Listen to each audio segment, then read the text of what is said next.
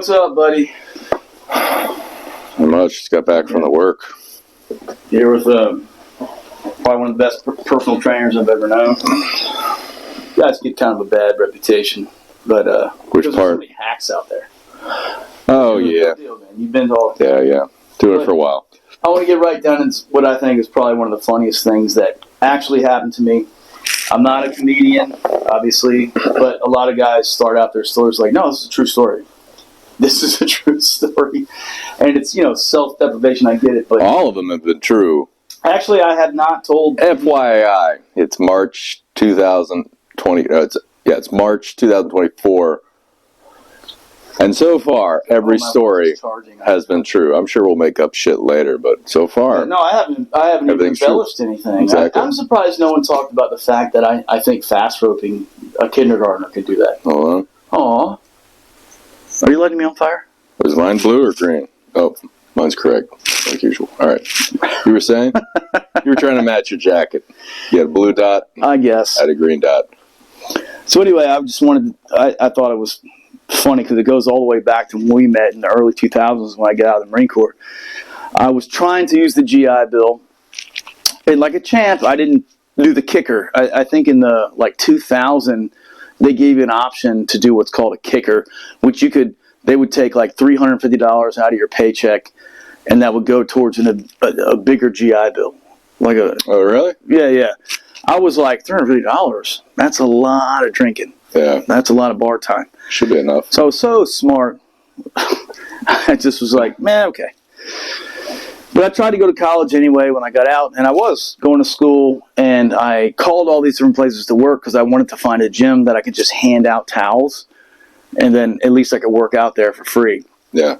So I had reached out to Gold's Gym, the one we met at, and I forgot about it. And like 2 weeks later, Bob Rollins calls me. He's like, is this Devin?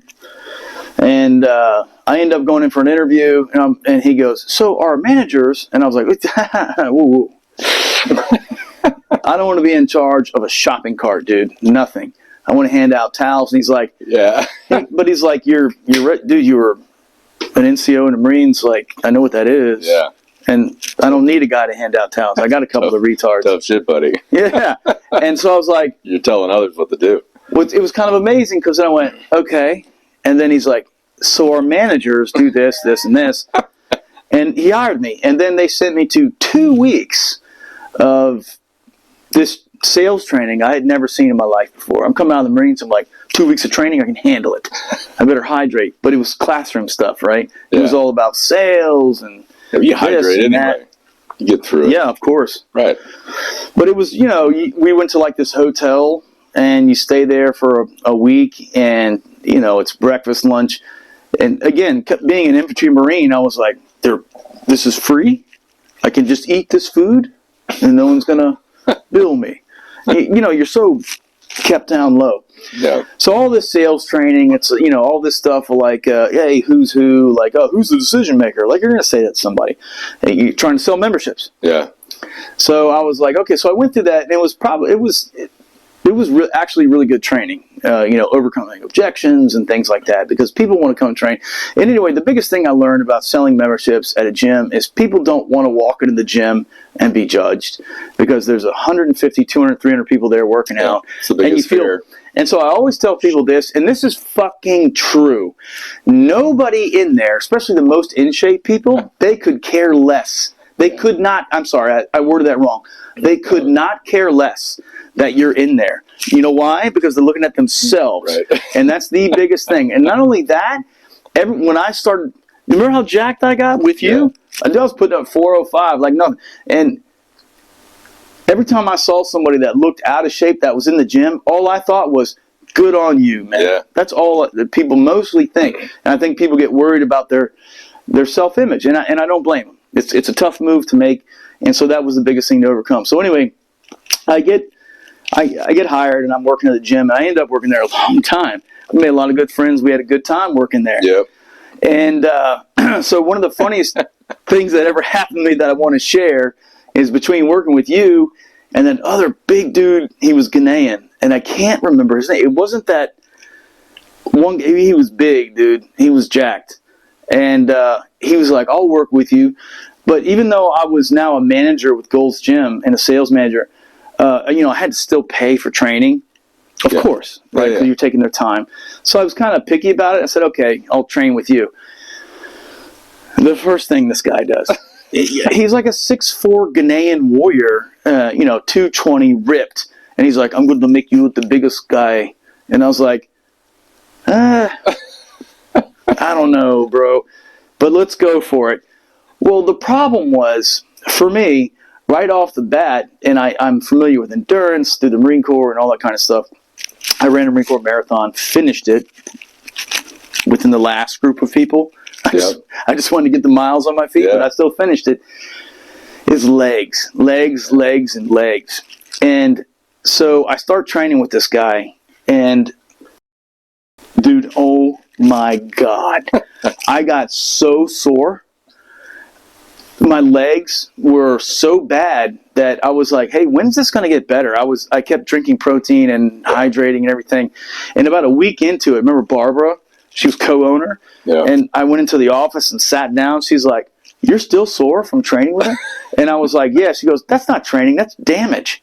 And I'm like, hell yeah. Like, dude, yeah, hell yeah. That reiterated the fact that maybe I'm doing the right thing. And then, dude, it was so bad when I had to sit on the toilet. I had to, like, line up and just go,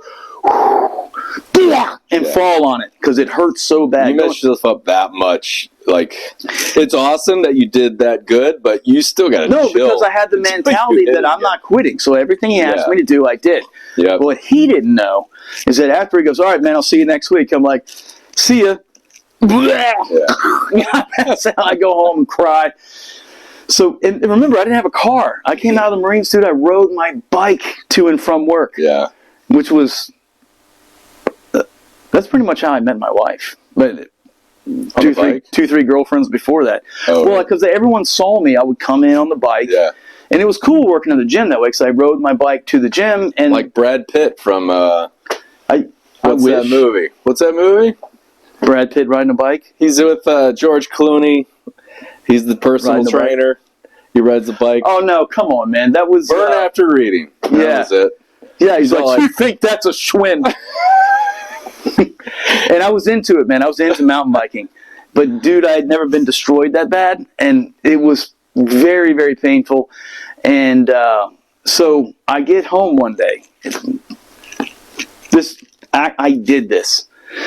So I get home. I'm renting a place. And I start digging. I can't take this shit anymore. So I'm like, this is awful. So I run a bath, and I don't think this Marine took a bath for 20 years, and I was only, that's what I'm talking about. At that time, like 29. You take showers. Bathing's for suckers.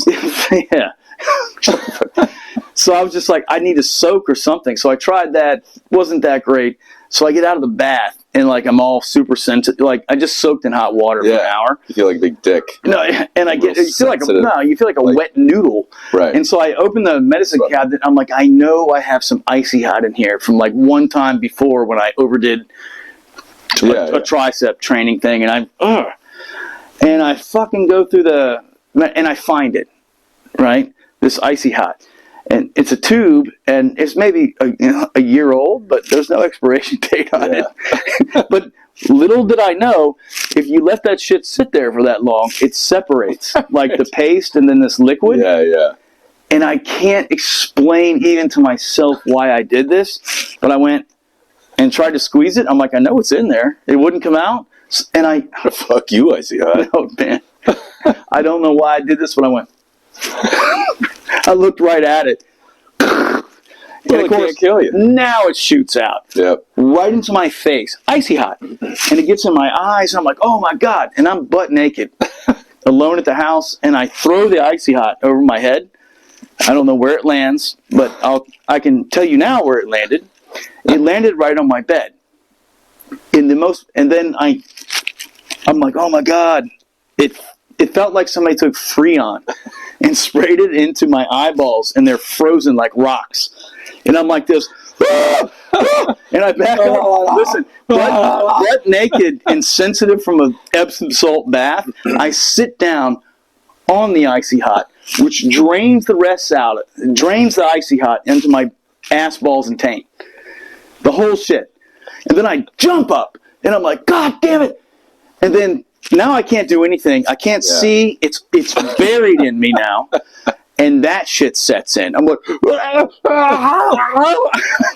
if anybody would have been there, they would have seen this sloppy dude flopping around a room with an asshole and taint balls covered in icy hot and his eyeballs. Because it was like liquid and cream. So like the cold went right into my eyes and the heat. Woo! Bro, and then I had to go back to work and I couldn't ride my bike. Yeah. So I like walked, and that actually happened, dude. That was terrible. It took a couple of hours to get over that. But I don't know. I thought that was, later I was like, that was pretty funny. Yeah, when you have a legit like comedy moment, like I can't believe you're an honest victim of some bullshit. But dude, I know better than that. Why did I go like this? What's wrong with this stuff? It just blew up into my face, man. God.